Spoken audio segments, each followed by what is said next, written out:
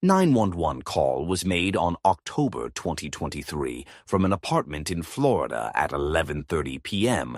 by a 13-year-old boy named Derek Rosa, shortly after murdering his mother. But what could have possibly led this straight-A student to commit such a horrific crime? This case will leave you questioning every detail you hear, just as it has the police officers who investigated it. Derek Rosa had recently turned 13 years old. He lived in Hialeah, Florida, with his mom, Adina, stepfather, Frank Ramos, and a half-sister who was only a few days old. In the 8th grade, Derek was described as a straight-A honor roll student. The principal at Derek's school described him as a very respectful, intelligent young man who never raised his voice, let alone showed signs that he could hurt anyone. The family's neighbors also shared the same opinions about him and were left devastated by what they saw as his out-of-character actions. On Thursday, October 12, 2023, the night was calm, and everything inside and outside of the family home seemed perfectly normal. Derek's stepfather, Frank Ramos, was working away in Georgia as a truck driver, so that night he was not at home. Irene was in bed cuddling her newborn baby girl. The bedroom was dimly lit by a small lamp beside the bed. On the other side of the room, perhaps 6 feet away, was a cot belonging to the newborn baby girl. Within minutes of this image being taken, Irene would place her precious girl back into the cot and settle into bed for the night. The room was in complete darkness for a brief time, until the door slowly opened, revealing a beam of light from the hallway that shone across the room. Derek was then seen standing over his mother as she slept. After standing over her for a few seconds, Derek, with a knife in hand, launched a ferocious and unprovoked attack on his mother. Irene woke up and began screaming for her life, but by the time she realized what was happening, she had already sustained multiple stab wounds and was bleeding uncontrollably. In truth, she never stood a chance. Irene had been stabbed over 40 times and was lying in a pool of her blood as her strength waned until she finally passed away. Amazingly, the baby girl continued sleeping and did not wake up once during the murder. Thankfully, she was not harmed. It was just a few minutes after this frenzied attack, at approximately 11:30 p.m., that Derek called the police and confessed to murdering his mother. Within minutes, officers arrived at the home and instructed Derek to come outside and surrender with his hands up. Without providing any resistance, Derek obeyed the officers' commands and was arrested on the spot. With Derek secured, officers entered the home and went to the bedroom. Turning on the light, they discovered the horrific scene. Irene lay sprawled out on the floor, the bed covered in blood. It had even splattered onto the walls during the attack, forming a pool around the spot where her body lay. The baby girl was still sleeping, blissfully unaware of what had happened in the room. The officers were not surprised by the gruesome scene inside the house. They were shocked by Derek's reaction. He was incredibly polite to them and repeatedly apologized for what he had done. Officers on the scene said they expected Derek to try to attack them because of the nature of the murder, but no, he came quietly. Everyone, from the police to the neighbors, couldn't understand it. Derek was immediately taken to a juvenile detention center, but had to be moved to a hospital after threatening to give up his life. Regardless of his mental state or age, a grand jury was convened at the earliest opportunity, which indicted Derek for first-degree murder as an adult. Shortly after, he was transferred to the Metro West Detention Center, an adult county jail where he was held without bond. Taking a step back momentarily, I find it difficult to understand how Derek can be tried as an adult. After all, he was just 13 years old. Yes, he committed a horrific crime, but indeed he should be incarcerated with people his age, not with grown men in a county jail. The police investigation was pretty straightforward regarding the crime and the culprit. Derek had confessed over the phone and had waited in the home to be arrested. The knife used in the attack wasn't hidden. It was left in the open next to the victim's body. The big question was why, and there was only one way to get answers: through an interview. Much has been speculated so far about Derek and what potential issues he may have had lurking deep down. No motive has been provided for the unprovoked, vicious attack he subjected his mother to. During interviews, police tried to get Derek to open up, but he came across as empty, to the point of appearing not to care, not even offering any mitigation or excuse for his actions. The interview with Derek Rosa revealed a chilling series of exchanges that left the interviewer with more questions than answers. When asked if he went to school, Derek confirmed he was in the 8th grade. He seemed calm, even when asked about his performance in school, noting that he was in a language arts class. Despite his relaxed demeanor, the interview raised concerns about his mental state or whether he didn't care about the gravity of his actions. During the 911 call, it was noted that Derek sounded younger than his age, especially when he admitted he didn't know his own address or phone number. The interviewer pressed him further on this, but Derek continued to say he didn't know these basic details, despite being a bright student who could have been an honor student. This led to speculation: was Derek trying to manipulate the situation by acting uninformed, or was something deeper going on? As the interview continued, Derek described his typical day: going to school on the bus, doing little work, and returning home to stay in for the evening. He claimed to have gone to bed around 10 p.m., while his mother and sister, who shared a room, also went to bed earlier, around 9 p.m. When the interviewer shifted to the apartment layout, Derek confirmed that he, his mother, and his young sister each had their own space. The evening, by Derek's account, seemed normal until the interviewer asked directly, "You killed her?" Derek calmly replied, "All right," as if it were a routine question. He went on to describe the weapon, a kitchen knife with a purple handle, and stated that his mother was sleeping when the attack occurred. This unsettling exchange portrayed a boy who remained disturbingly calm throughout the conversation, even as he admitted to committing such a horrific act. The officers, trying to piece together the events of that night, were left with the haunting question of what had driven Derek to this unimaginable action.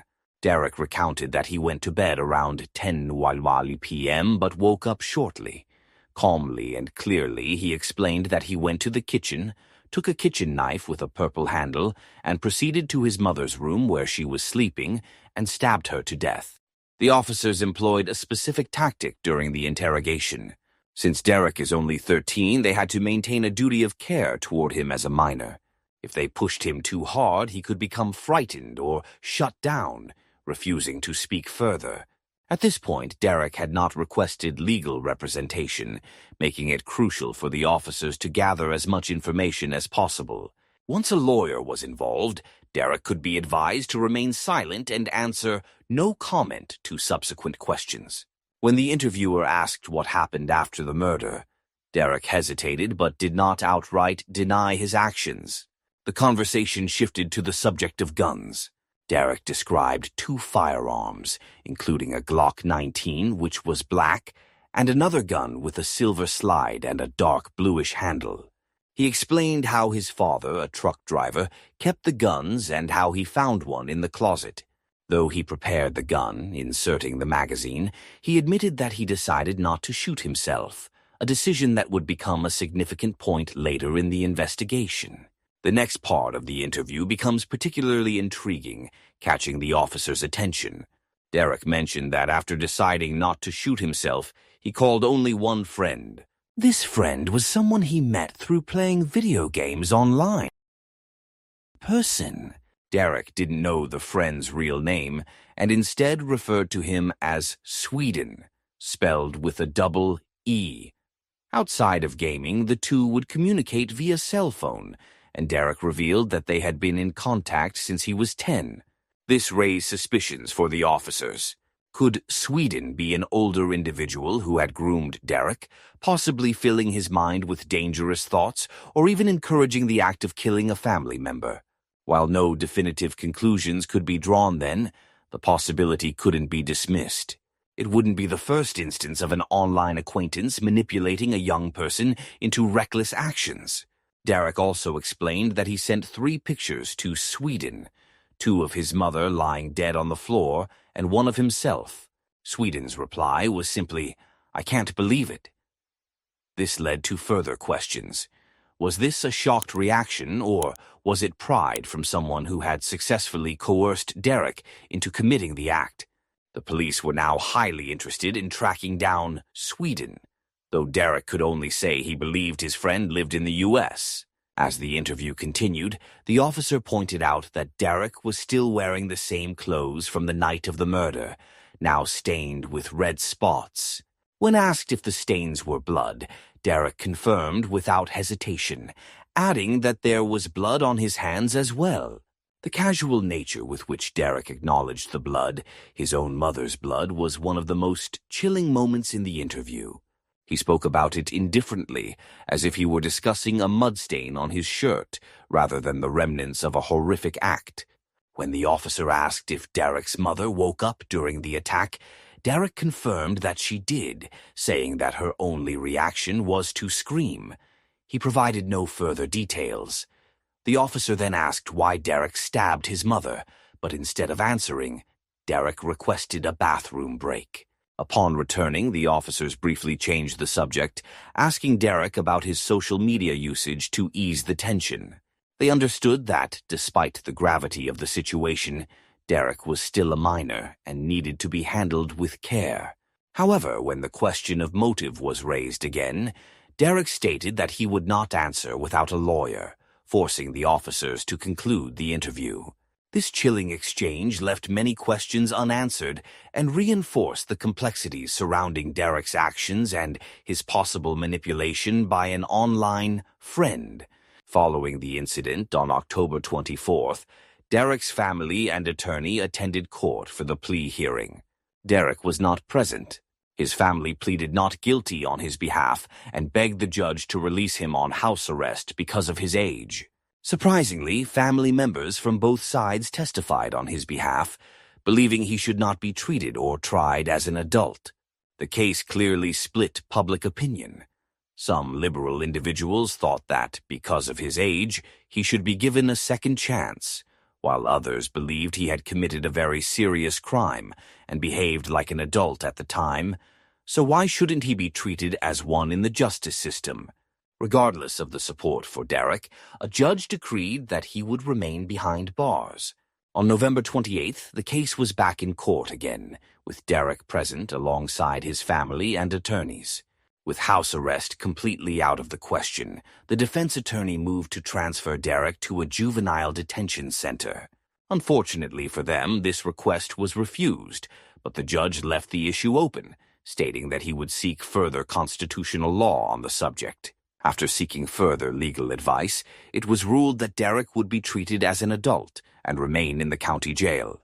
The rights and wrongs of housing a 13-year-old in an adult jail with grown men are certainly up for debate, but as far as the U.S., it goes, and there is a strong precedent for it.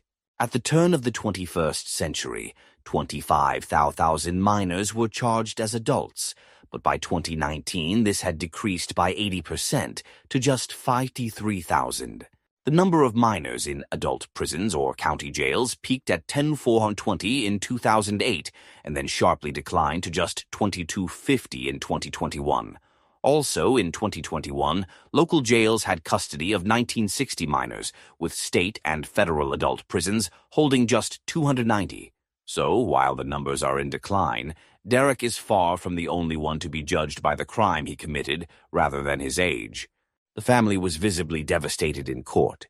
Of course, they must have had extreme concerns about the potential harm that could come to Derek, a boy left alone with grown men. Derek has not yet gone to trial. His last date was cancelled in late January. The next date is expected to be set for sometime later in February. For the time being, Derek remains in the juvenile wing of the Metro West Detention Center. The family has hired renowned defense attorney Jose Baez, who famously represented Casey Anthony, who was acquitted of the murder of her daughter. In the meantime, as you would expect, theories and rumors have been swirling about why Derek Rosa, a seemingly normal boy from a good family, would commit this crime. Supporters of Derek, who attended the court hearings from as far away as Chicago, said Derek was manipulated. They think a lot of kids get manipulated on the internet, and they think he is innocent. One theory, however, has gained some credibility. It relates to strange things Derek said at the time, and potentially explains his silence about his motives during the 911 call. It was noticed that there appears to be a second voice on the recording.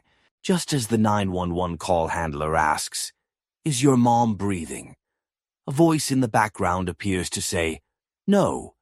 Whose voice was this? Was it someone else in the apartment? Could it be someone on the phone or the sound from a gamer's headset?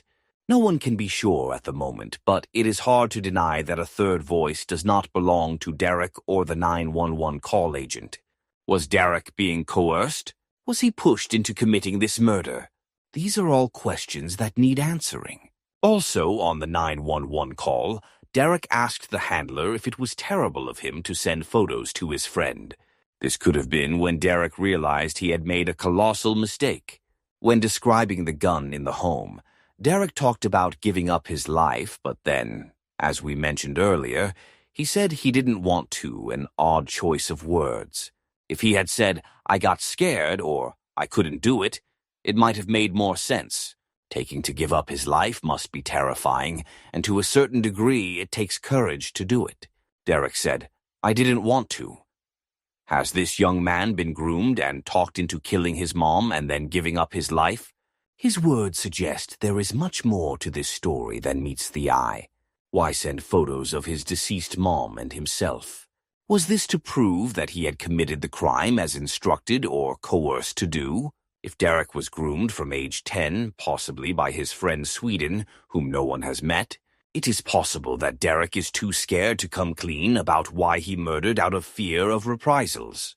We must stress at this point that Sweden, as he is known, has not been arrested for any criminal cases and may be completely innocent in this whole saga. Then again, we certainly can't rule out the possibility that Derek did all of this alone. If he was scared of saying something out of fear, why was he so relaxed in the police interview? He spoke openly and didn't seem afraid of slipping up or perhaps dropping somebody else's name in the investigation. The one reason for the speculation about third-party involvement came from the evidence hearings. Derek's defense attorney requested that his team be given access to the apartment where the murder had taken place. Initially, Derek's stepfather, Frank Ramos, refused and did not want anyone entering the home. Many people are very suspicious as to why he wouldn't want anyone there.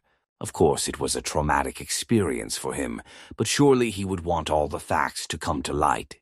The whole crime scene had been cleaned up 2 months after the incident. But again, this is all speculation, and we cannot cast aspersions on Frank Ramos in this situation. All of the details have to come out during the trial, but one thing is for sure. For the time being, this case leaves more questions than it answers. Of course, we will bring you updates on the trial once it has taken place, and hopefully all of the missing gaps will be filled in. It should be quite a trial, and with all that has gone on and is still going on with this case, it would be not easy to forget. The real reason why we brought this case is that a 39-year-old woman, Irene Garcia, was murdered while she slept just a few feet away from her newborn daughter. She was a young woman in the prime of her life, undoubtedly feeling very good at the time. She was murdered in her bed despite having an excellent partner, a home, a son who was doing well in school, and a newborn baby.